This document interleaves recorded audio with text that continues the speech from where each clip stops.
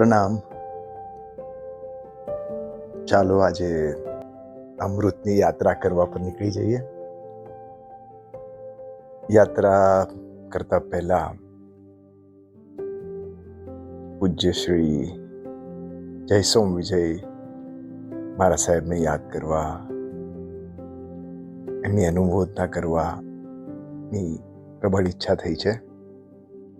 જે નવીનભાઈના સાંસારિક ફોઈના દીકરા પણ હતા, તપસ્વી રત્ન એવા, અને ગચ્છાધિપતિ આચાર્ય શ્રી જય ગોસ્વામીશ્વરજીના પ્રથમ શિષ્ય થવાનું બહુમાન જેમને પ્રાપ્ત હતું. એ પુણ્ય આત્મા જ્યાં પણ હોય આપણા પર આશીર્વાદ વરસાવે એવી મંગળ કામના.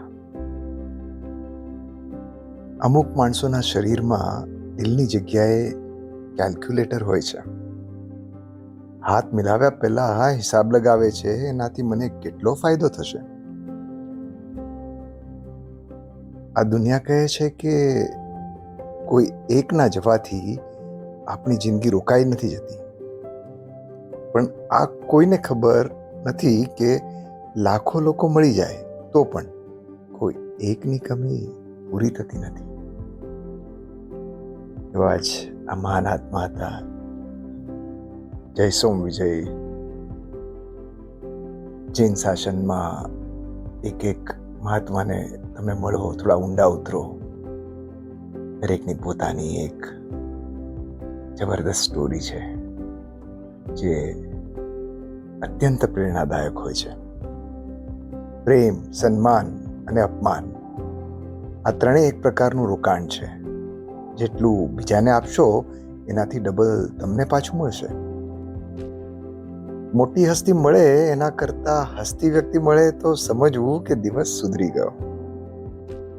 શબ્દ અને નજરનો ઉપયોગ બહુ જ સાવચેતીથી કરવો એ આપણા ઉછેર અને સંસ્કારનું બહુ મોટું પ્રમાણપત્ર છે. જીવ બચાવવા માટે થઈને લોકોએ એકબીજાને અડવાનું છોડી દીધું છે. બસ આવી જ રીતે સંબંધો બચાવવા એકબીજાને નડવાનું છોડી દો, માનવતા મહેકી ઉઠશે. કોઈને સારું કહેવામાં મજા છે, કોઈને સાચું કહેવામાં મજા છે, પણ કીધા વગર બધું સમજી જાય તેની સાથે રહેવામાં અલગ જ મજા છે. કોઈની મદદ કરવાની હરીફાઈમાં દોડજો, જીતી જશો, કારણ કે ત્યાં ખૂબ ઓછા લોકો ભાગે છે.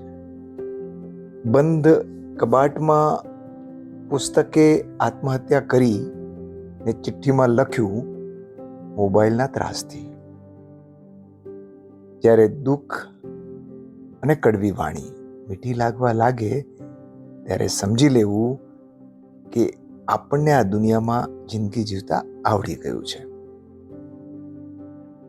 ઉપર ભગવાન 100 માર્ક્સના 2 પ્રશ્નો પૂછશે, જેનો જવાબ હા કે નામાં આપવાનો છે. પહેલો, પૃથ્વી પર તને સુખ મળ્યું? 1 જ માર્ક છે આનો. હવે બીજો પ્રશ્ન, 99 માર્ક વાળો, તારા લીધે પૃથ્વી પર કોઈને સુખ મળ્યું? સમજાય તેને વંદન. મિત્રની ગેરહાજરી એટલે ફીલ, અને મિત્રની હાજરી એટલે મહેફિલ. બાળકના મનને જાણનારી માં અને ભવિષ્યને જાણનારો પિતા, આ જ 2 દુનિયાના મહાન જ્યોતિષ છે. બસ એમને આદર કરશો તો ભગવાન પાસે તમારે કાંઈ માગવું નહીં પડે.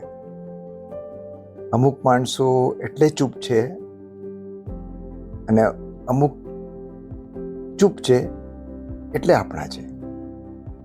ફરીથી, અમુક આપણા છે એટલે ચૂપ છે, અને અમુક ચૂપ છે એટલે આપણા છે.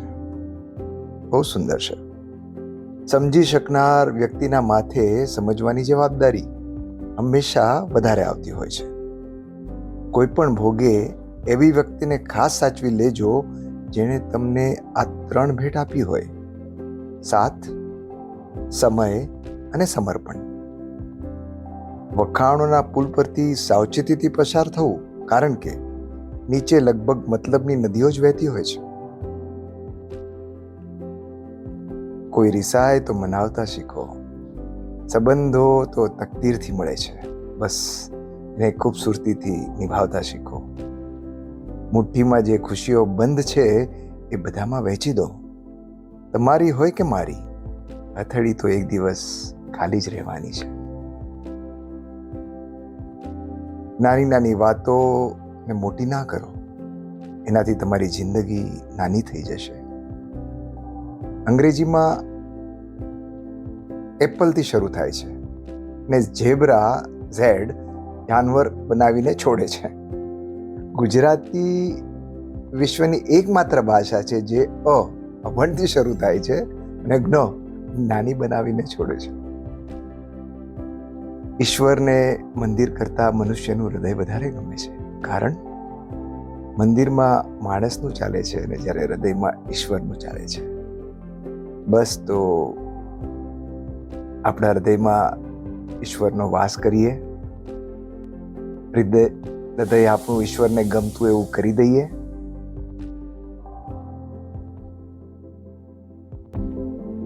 આપનો દિવસ, આપનું જીવન શુભ રહે એ જ શુભકામના સાથે નાસિકથી અમિતના જય જિનેન્દ્ર.